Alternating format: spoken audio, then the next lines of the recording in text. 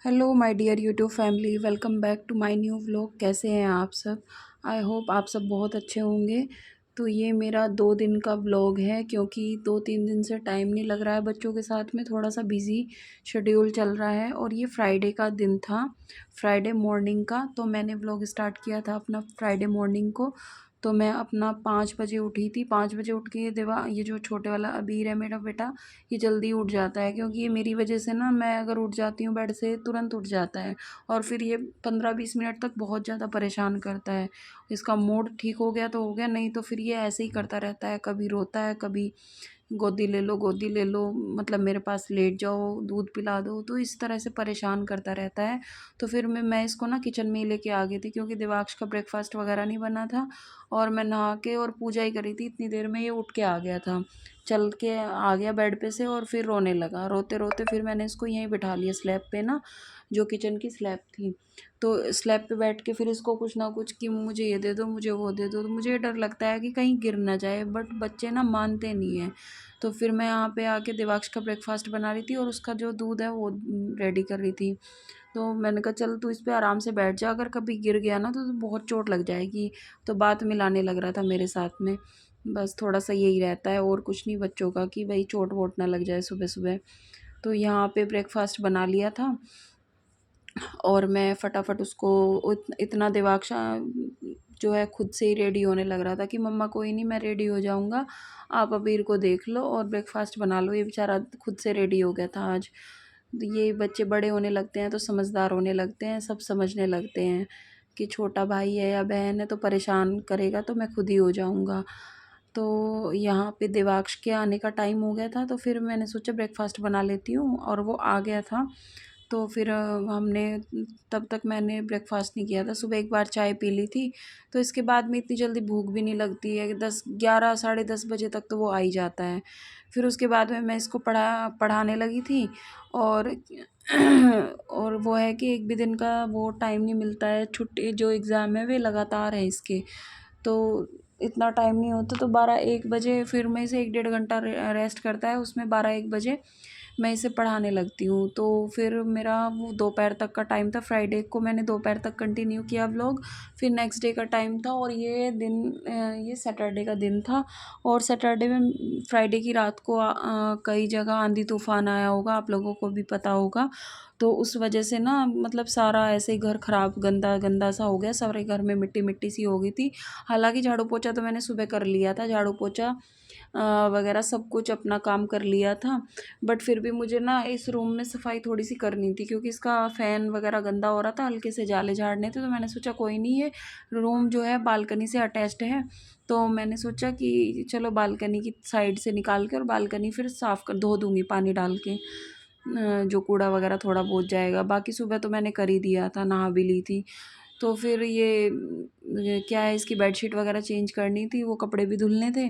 तो मैंने साथ साथ सारे जाले झाड़ दिए थे। हालांकि इतने जाले भी नहीं थे, क्योंकि अभी हमने शिफ्ट किया है, पेंट वगैरह भी हुआ था, तो इतना ज़्यादा कुछ गंदा भी नहीं। बट फिर भी तो 15-20 दिन में हल्के फुल्के जाले लग ही जाते हैं।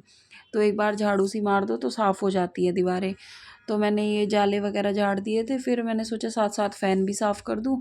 फ़ैन में भी डस्ट हो ही जाती है, क्योंकि जो बालकनी साइड का रूम होता है उसमें गेट वगैरह खुलता है, और गेट खुलते ही जो डस्ट आती है, क्योंकि आजकल दिन जो है वो कभी बहुत तेज़ हवा चल जाती है, आंधी तूफ़ान आ जाता है, तो पता नहीं चलता है टाइम का। और आंधी तूफ़ान में तो आपको पता ही है घर की क्या कंडीशन हो जाती है। तो यहाँ पे अबीर ना नहाने लग रहा था, इसको मम्मा नहाई नहाई नहाई नहाई। तो पहले मैंने इसको नहला दिया था, जो बीच में आपको ये लगा था ना, मैं थी नहीं सामने आपके, ये बस रूम रूम की वीडियो आ रही थी। तो मैं इसको नहलाने चली गई थी बाथरूम में, ये नहाया नहीं था। तो देवाक्ष के आने से पहले का टाइम था, ये होगा 9 बजे का टाइम था।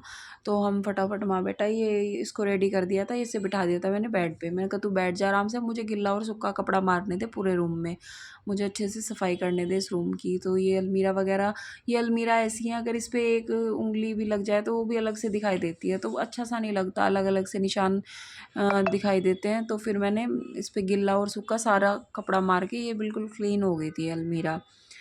इसकी जो सनमाइका है वो थोड़ी अलग सी है, उस पे अलग से निशान दिखाई देते हैं। तो यहाँ पे स्टूल भी सारा साफ़ कर दिया ये सब। तो फिर वही है, अगर मैं एक बार लगती हूँ सफाई में तो फिर मैं सारा ही अच्छे से क्लीन करती हूँ। ये नहीं सोचती कि मैं चलिए छोड़ दे, नहीं फिर मेरा मन नहीं मानता कि नहीं ये ऐसे भी करो वैसे भी, मतलब सारा ही क्लीन करना होता है। एसी भी साफ़ करना और ये विंडो वगैरह सब पे गीला सूखा, गेट वगैरह इन पे गीला सूखा कपड़ा मार के सारा ही क्लीन कर दिया था। उसके बाद में ये अबीर इसको देखो जवाई भी लेने लग रहा है और बार बार मुझे बात मिला रहा था। मैंने टीवी चलाया हुआ था इसका, और टीवी में ये अपना एक मंकी वाला शो होता है उसको देखता रहता है, और मन मर्जी का है, कभी देख लेता है सॉरी, और कभी नहीं भी देखता। तो ये मनमर्जी का मालिक है।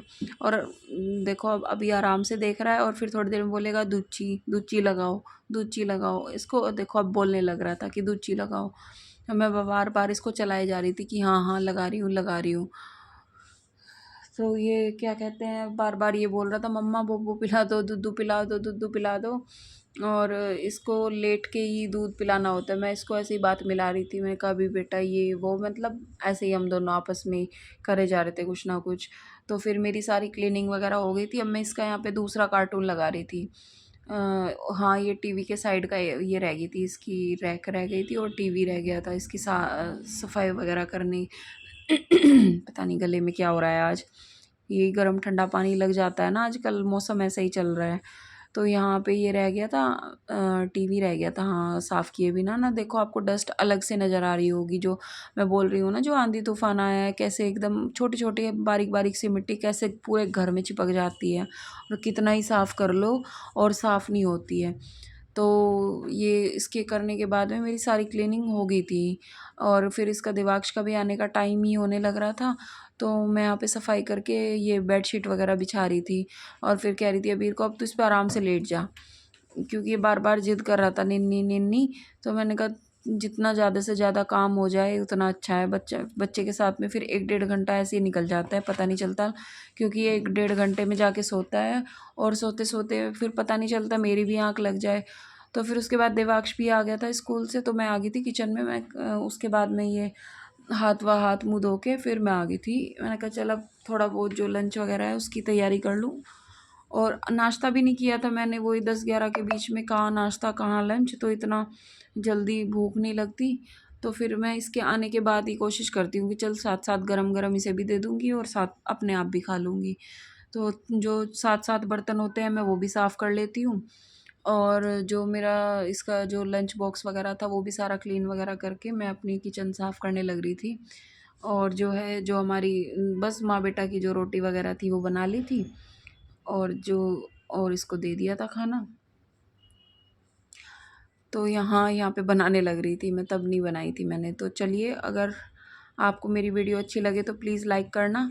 और उसके बाद में हाँ मैंने एक काम और किया था आज। पहले मैंने इसको अबीर को खिला दिया था, ये सोया नहीं था।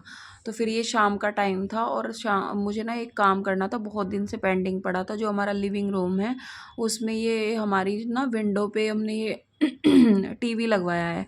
तो विंडो पे ये देखो ये क्लिप बीच में आ गई।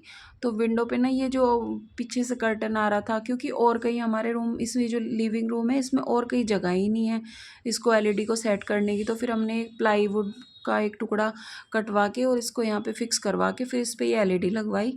और ठीक है, बस अपना ये रेंट का घर है तो क्या ही करे, वो ये थोड़ा एडजस्टमेंट तो करना ही पड़ता है हर चीज़ में।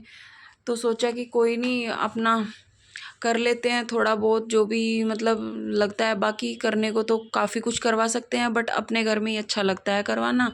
और इतना भी नहीं कि मतलब गंदे तरीके से भी नहीं अच्छा लगता। देखो रहना तो हमें ही है, और किसी को तो रहना नहीं है जब तक भी रहना है। जब तक अपना घर नहीं होता, जो भी रेंट के घर हैं वो तो अपने ही हैं, अपने अपने तरीके से साफ़ करके रखने पड़ते हैं। तो अब देखना, अब मैंने ये विंडो कैसी कर दी थी। तो यहाँ पे ना अभी आधा ही काम हुआ था।